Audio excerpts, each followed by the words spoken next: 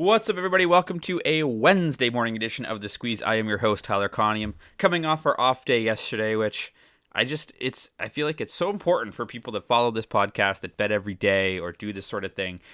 For the 6 days a week, man, I am locked in from Wednesday to Monday. It is pretty much all consuming. I watch the games, I focus on the betting, all that sort of thing. So I have that. I research the bets for these videos on Monday night. So to not have anything Monday night, not really focus anything on Tuesday and then get into it again Tuesday night, it's just very helpful. It's, I think, good. I see the board a little bit better. It gives you a little bit of perspective. This is a grind, no doubt about it, even though, again, I make more than 3 bets a day, but it's 3 bets here. I just think, I just want to pass along, share. It is important to take breaks. On Monday, we did go 1-2, down 1.15 units. We went 1-1 in the NBA, which was basically a wash, and then 0-1 in the NHL, down a unit. I think everybody in the world was on Buffalo on Monday night, and they got smoked 4-0, so it is what it is there.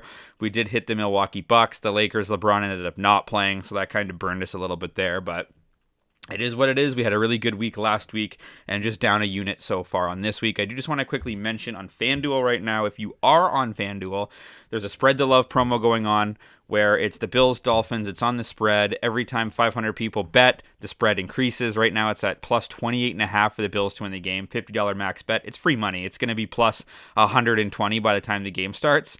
They did it for the Canada World Cup game, and I think it was like Canada couldn't lose by more than 40 goals in soccer. Same kind of deal. So if you're on FanDuel, make sure you max out that bet. If you're not on FanDuel, feel free to let me know. I can send you a referral code that will get you $100 as long as you make a $25 bet, and you make that bet on the Spread the Love promo, and you end up with $150. So can't lose there, right? So let's get into it today. I've got 3 bets today, 2 in the NHL, 1 in the NBA. Going to start with one that I made this bet last night. It's between the Toronto Maple Leafs and the Nashville Predators. I got under 6.5 goals. I got this at plus 100 at Proline. It's now at minus 125. So do I recommend it at minus 125? Probably, but you're going to have to use your own extrapolation there to decide whether or not you want to take this at minus 125. If you can find it somewhere else, anywhere near even money, I like it. Again, I got this at plus 100. The Nashville Predators are in town to face the Toronto Maple Leafs.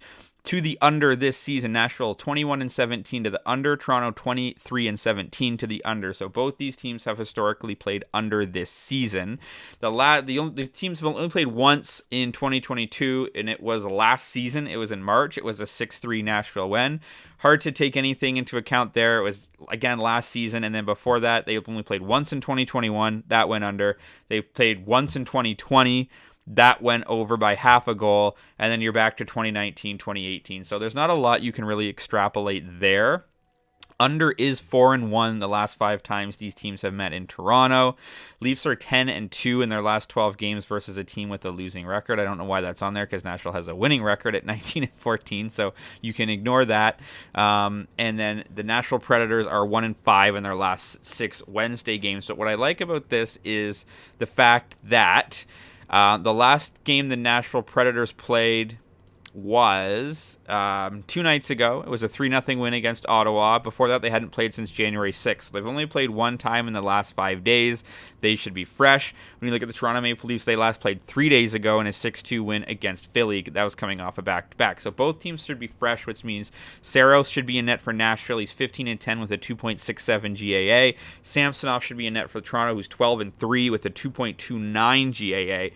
So I look for these teams to be fresh, which, yes, means their offense could potentially have some firepower. But again, these teams are playing to the under. They're under teams, both of them, and their goaltenders will be at full strength in net. So I like this game to go under 6.5. It's 2 good teams. They haven't played in a while. They both probably going to look to kick off a nice week here. So I like the under minus 6.5. Again, I got that at plus 100. If you're at minus 125, I'll let you make that decision yourself.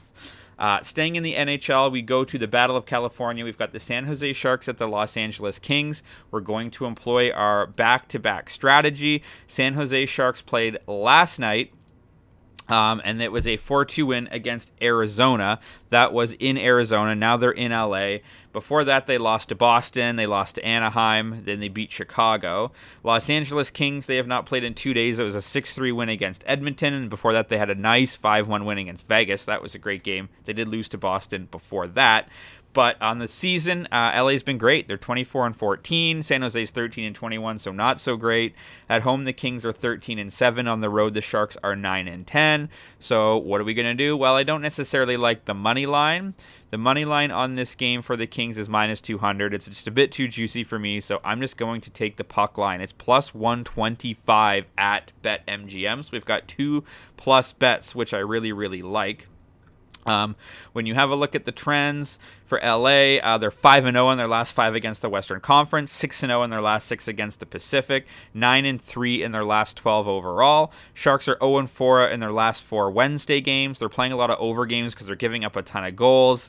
The Sharks are 15-5 the last 20 times in Los Angeles, but when you look back at their head-to-head statistics, they've played once this year as a 3-2 LA win. We've got a 5-2 LA win, a 3-0 LA win. So you have to go back all the way to March of 2021 to see the last time San Jose won. That was a 5-0 victory. But LA is a much better team this season.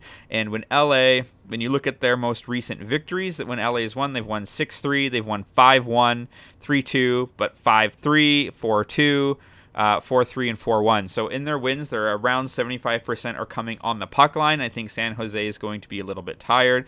They're going to have James Reimer in net tonight, 3.22 GAA, save percentage of 89. I like the LA Kings on the puck line. I look for them to probably score a bunch of goals tonight and for them to get this one by 2, maybe an empty netter at the end, but that is what I like. Shifting to the NBA, a bit of a tough card tonight when you look at, there's a lot of games in the NBA, but you're looking at things like, Celtics and Pelicans, no. Knicks Pacers, which should be a good game, but no. Then you've got Grizzlies Spurs with a 14.5 point spread. So I don't like anytime a spread gets to 10, it just makes me a little bit nervous. You just never know in NBA basketball. So I'm going to the closest matchup. It's 50-50 right now. The way the money's going is Bulls and Wizards. Chicago Bulls will visit the Washington Wizards. Both teams under 500, 19-22 for Chicago, 17-24 for the Wizards. But the Wizards are good at home. They're 10-8, better at home, 10-8. Bulls have been 8-13 on the road. This is basically a pick'em game. It's -105 on both money lines, so you can take what I say and either buy it or don't. The thing that's sort of the deciding factor for me is going to be the health of DeMar DeRozan. DeRozan did leave the last game halfway through with a quadriceps injury. It's undecided if he'll play tonight. Generally speaking, if a player leaves a game midway through and doesn't return, it's very rare for him to immediately come back in the next game, unless it's, a cut or an eye injury, something like that. But when it's a quad injury, you probably want them to rest. This game is being played on the road at Washington before they return home on the 13th to play Oklahoma City and Golden State at home. So I feel like they're going to hold DeMar DeRozan out of this game. It's their last game of their 2-game road trip. They're going to be back at home. Why bother? It's against a Washington team. You do need the wins, but it just doesn't seem to make a whole lot of sense to me. The Wizards are without Bradley Beal, but they have been for a while. Porzingis is questionable with rib injuries. He seems more likely to me to suit up, and if they have Porzingis, I really like this line. Of course, the Bulls are without Jalen Green. They're without Lonzo Ball, so we know that already. But I just think without DeRozan, they've got Zach LaVine, but they're on the road. They're about to go home. This just seems like a game, especially when you can get it on the pick'em, that I like the Washington Wizards on this one. Washington has played well. The over is 6-1 in their last 7 home games, so they are scoring a bunch of points. Bulls have traditionally dominated the Wizards in recent years, but let's see, have they played this? They played once this season, December 7th. It was a 115-111 victory for the Boston Celtics, but what did DeMar DeRozan do in that game? He had 27 points, 7 rebounds, 4 assists. They actually did play one other time on October 21st. That was a 102-100 Washington win. That game was the one game that was played in Washington, and in that game, still, DeRozan, 32 points, 6 rebounds, 6 assists. So without DeRozan, I like the Wizards. Even if DeRozan does play, I think you still probably have a pick'em. You might want to wait. That is fine. But that is what I like for today. So we're all around even or plus money for all of our bets, which I like, and we only have 3. So to run back down the card, Toronto Maple Leafs, Nashville Predators under 6.5. I got that for +100 at Proline. I like the LA Kings on the puck line, plus 125 at BetMGM. And I like the Washington Wizards on the money line, minus 106 at North Star Bets. As always, you can, drop a comment if you're fading or following. As always, you can follow me on Twitter at Tyler Conium for more picks and props throughout the day. Audio versions available on Apple Podcasts and on Spotify. Don't forget about the FanDuel promo, and let's talk sports.